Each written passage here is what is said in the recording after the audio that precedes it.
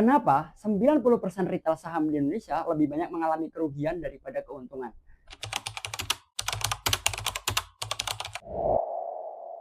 Oke, di video kali ini gue akan jelaskan dengan lebih detail kenapa retail saham pemula kita itu cenderung mengalami kerugian daripada keuntungan. Nah, kalau kalian pernah punya teman misalkan ya, atau pernah punya kenalan atau pernah lihat di media sosial gitu, ada orang yang ngakunya investor pemula gitu ya, ya nggak apa-apa, aku juga investor pemula teman-teman. Tapi misalkan dia ngomong gitu, wah gue untung nih 100, 200, 300 dari saham gitu ya.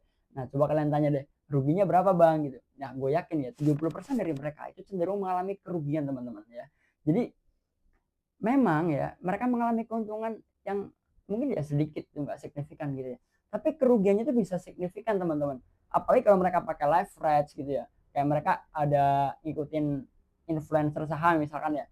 Pakai leverage aja biar cepet kaya gitu. Mereka tembak tuh pakai leverage. Hasilnya mereka untung 100, besok harinya rugi 500 gitu ya. Sama aja bohong gitu kan. Sama aja rugi gitu. Nah, menurut gua itu ada beberapa faktor teman-teman yang mendasari ada terjadinya hal tersebut gitu ya. Nah, di video kali ini gue akan simplify atau sederhanakan dari jalan dua faktor aja gitu. Yang mana gue harapkan dengan dua faktor yang gue jelaskan ini nantinya bisa menjadi pembelajaran buat kita semua, terutama investor pemula yang kayak gue ini ya, ini pembelajaran untuk diri gue juga gitu, supaya kedepannya itu gue nggak mengalami kerugian lagi gitu, atau memperkecil persentase gue mengalami kerugian gitu setidaknya ya. Nah, faktor yang pertama itu menurut gue adalah faktor eksternal.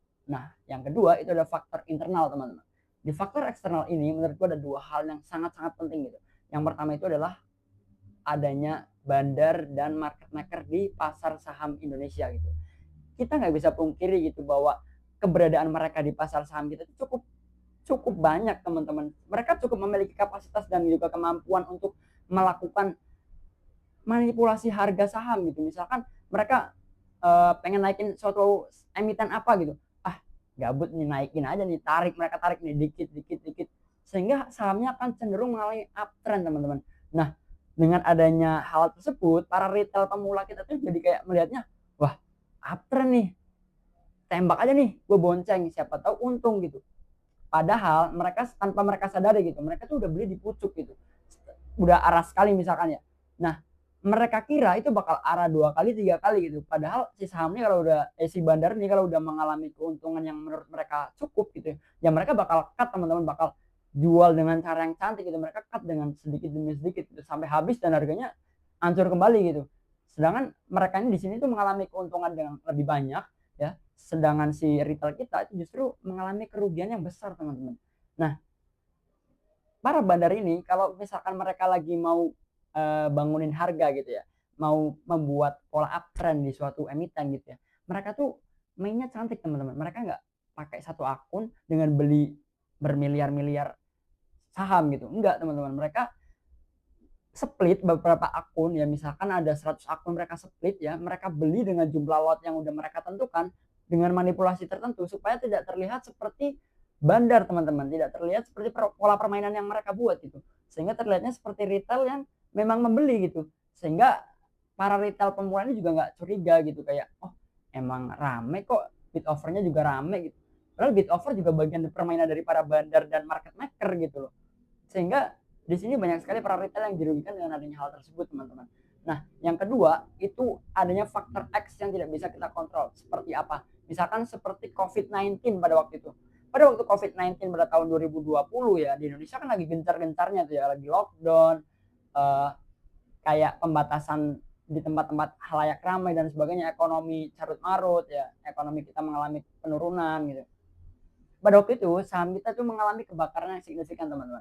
Ya mungkin saham-saham yang kayak kesehatan gitu ya, tentang tentang kesehatan gitulah ya, mungkin mengalami kenaikan ya beberapa ya, tapi untuk saham-saham seperti perbankan itu kebakaran teman-teman, banyak banget yang mengalami kerugian dalam saham tersebut gitu. Nah, itu ada faktor X-nya teman-teman, jadi nggak melulu tentang adanya bandar atau market maker gitu, tapi ada juga faktor X gitu. Atau misalkan seperti Amerika nih, waktu itu membuat kebijakan apa itu yang memberikan pajak cukai ya ke Indonesia dengan lebih tinggi ya, waktu itu sampai berapa persen itu gue lupa. Nah itu kan berpengaruh ke harga saham kita kan, nah itu kan juga faktor X gitu, Sehingga di faktor eksternal aja tuh udah ada 2 faktor utama gitu yang cenderung membuat para retail pemula kita atau retail-retail kecil seperti gue ini itu mengalami kerugian, teman-teman. Nah, memasuki faktor yang kedua yaitu faktor internal itu.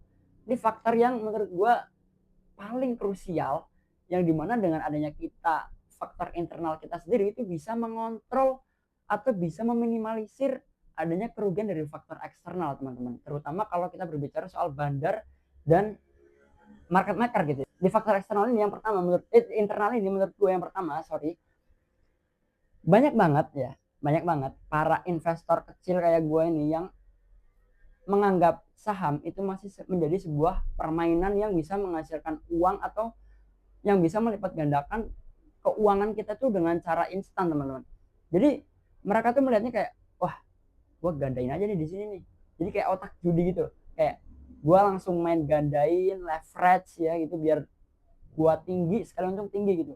Padahal dengan adanya hal tersebut, mereka tuh tanpa mereka sadari, mereka justru salah dalam melakukan investasi, teman-teman. Kan investasi itu sama aja kayak misalkan ada teman kalian gitu ya, jualan misalkan ayam geprek gitu lah ya, ayam geprek aja lah ya biar gampang ya.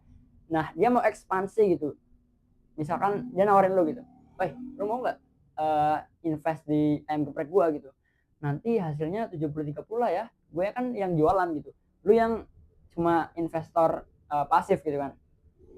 Oke, boleh.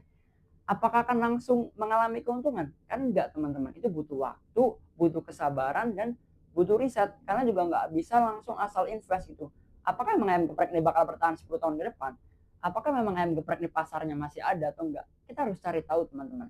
Maka dari itu, banyaknya para retail kita yang cenderung menganggap saham itu seperti permainan judi, yang kayak lihat uptrend tembak, lihat apa tembak, itu menurutku nggak akan bertahan lama, teman-teman. Orang-orang seperti itu bakal mengalami kerugian yang sangat besar gitu. Terus yang kedua itu faktornya itu adalah orang yang FOMO gitu, teman-teman, atau fear of missing out gitu ya, dimana mereka itu cenderung takut ketinggalan gitu. Misalkan nih lihat harga saham apa gitu ya naik, gitu, wah naik nih, nggak mau ketinggalan, langsung belinya di pucuk, teman-teman.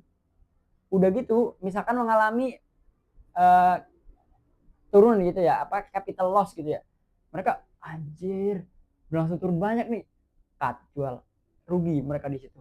Jadi adanya FOMO atau fear of missing out dan pengetahuan mereka yang tidak cukup dalam dunia investasi saham itu membuat mereka tuh rugi sendiri, teman-teman. Padahal misalkan nih saham udah arah sekali gitu ya, itu kalau mereka misalkan mengalami penurunan ya untuk ya kayak apa ya, yang harga datar gitu, itu ya wajar-wajar aja gitu. Kadang mengalami penurunan cenderung datar gitu, nanti akan rebound lagi naik ke atas gitu. Jadi kita harus tahu, teman-teman, ketika kita mau beli saham gitu ya, itu nggak bisa asal kayak kayaknya bagus nih beli gitu, nggak bisa, teman-teman. Kita harus analisa terlebih dahulu sehingga ketika saham yang kita beli mengalami capital loss pun kita nggak akan yang kayak setakut itu gitu loh. Karena kita tahu gitu, oh saham ini bakal naik kok walaupun dia mengalami capital loss gitu, sementara mengalami penurunan gitu. Jadi kunci utama dalam permainan saham itu ada di faktor internal kita. Kita harus tahu, kita harus memiliki pengetahuan yang cukup dalam dunia saham. Karena dengan kita memiliki pengetahuan yang cukup, maka kita bisa tahu kayak pola permainan bandar tuh gimana sih. Oh, ternyata kalau misalkan saham yang dimiliki sama bandar tuh cenderung naik signifikan tanpa diikuti dengan fundamental yang cukup gitu. Misalkan utangnya naik, laba tahunannya menurun atau bahkan cenderung mengalami kerugian gitu. Tapi justru harganya itu naik gitu. Nah, itu kan pola permainan bandar yang sangat klasik gitu. Namun banyak banget retail kita tuh yang gagal memahami hal tersebut, teman-teman. Jadi syarat utama atau syarat internal yang harus kita punya pertama itu adalah pengetahuan yang cukup. Beli buku atau kan bisa lihat konten kreator atau influencer saham ya yang ngerti gitu. Lihat aja, teman-teman, jangan ragu. Karena gue juga belajar dari orang-orang influencer saham, gue belajar dari buku juga gitu. Sehingga lama-kelamaan gue bakal tahu gitu, oh ternyata gini ya, saham tuh bukan seperti judi ya, saham tuh ada kayak seperti kita investasi gitu, butuh waktu, butuh riset, butuh tenaga, butuh effort gitu. Jadi misalkan nih banyak ya teman-teman gue tuh, misalkan kayak gue aja deh, gue mahasiswa gitu ya. Nah, gue kan nggak punya waktu full untuk jadi seorang investor gitu ya di depan eh, laptop gitu atau di depan komputer gitu ya untuk mantengin wah ini saham apa nih yang bagus nyari ini kan nggak bisa gitu ya. Jadi untuk orang-orang seperti gua itu gua sarankan itu untuk bisa mainnya tuh value investing aja teman-teman. Kayak kita beli cari saham yang harganya murah ya tapi sebenarnya harga intrinsiknya tuh jauh lebih tinggi gitu. Jadi harga intrinsik itu kayak harga seharusnya gitu lah ya. Misalkan nih saham BCA misal seharusnya itu 8.000 misalkan ya. Ya ini sekarang 9.000 lebih kayaknya ya kalau nggak salah. Terus tiba-tiba dia lagi kebakaran gitu ya. Harganya jadi 6.000 gitu. Nah, itu diskon banyak, teman-teman. Nah, orang yang main dengan value investing itu bakal tembak di situ, teman-teman. Kayak sampai harga sahamnya itu menyentuh ke harga intrinsiknya gitu. Memang membutuhkan waktu yang lama, tapi untuk para investor yang nggak full time gitu menurut gua akan lebih baik seperti itu daripada main yang brutal gitu. Misalkan nih, kalau kalian memang punya waktu yang banyak di depan laptop atau komputer untuk jadi full time investor gitu ya. Ya mungkin boleh gitu kalian cari saham multi bagger, cari saham yang katanya backdoor listing gitu ya. Tapi nggak semudah itu loh teman-teman. Kayak apa ya? Saham backdoor listing itu juga bisa dimainin teman-teman. Kadang pemberitaannya kayak wah ini di backdoor listing, nyatanya enggak gitu. Itu banyak teman-teman. Jadi itu teman-teman pentingnya pengetahuan sebelum kita main saham gitu. Jadi kita harus tahu dulu fundamental saham seperti apa, cara membaca keuangan, laporan keuangan itu seperti apa gitu.